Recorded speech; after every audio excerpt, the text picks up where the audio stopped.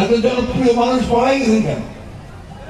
আসেন, ওইখান থেকে গুতাগুতি করতেছে, ঠিক না ভাই? যদি এতই রাজনীতি তুমি করো, মানুষের কাজ এতই করে থাকো, এতই যোগিতা মানুষের ফেস করো, সামনে দাঁড়াও। আমরা তো মামলা ফেস করছি, আমরা মামলা জেলে গেছি, আমরা তো উকিলদেরকে সঙ্গে নিয়ে আপনার নিচ্ছি। তা আসেন, আপনি দেশে আসেন, যে মামলা হচ্ছে মামলাগুলো ফেস করে আপনি সেই দাঁড়ান না দেখি। এত জনপ্রিয় মানুষ পড়াই গেছেন কেন? আসেন, যে আমরা অনেক ত্যাগ তিতিক্ষা স্বীকার করেছি।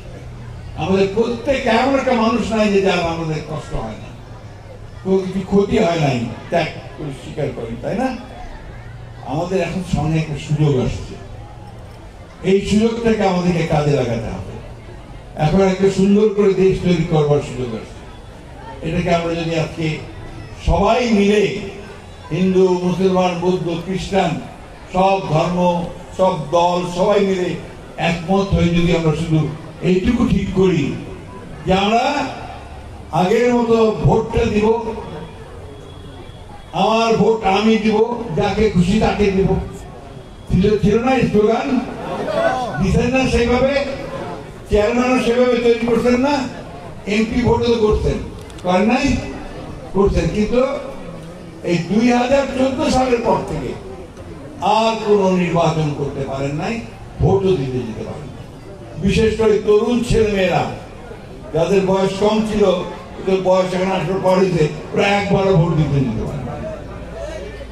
এইবার সে সুযোগ আসছে, আমরা ভোট দিয়ে আমাদের এমপি নির্বাচন করতে চাই, আমরা ভোট দিয়ে আমরা আমাদের পার্লামেন্ট নির্বাচন করতে চাই, সরকারটা নির্বাচন করতে চাই, যাতে করে আমাদের কথা শুনবে, আমাদের কাজগুলো করবে।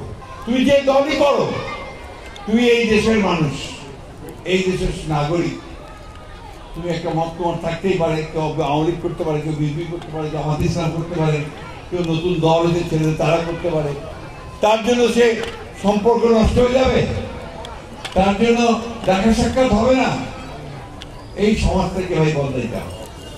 আমরা সেই জন্যই বলছি, খুব পরিষ্কার করে আমরা কিছু দফা দিচ্ছি সংস্কারের, যে আমরা কোনো বিভেদ রাখতে চাই না।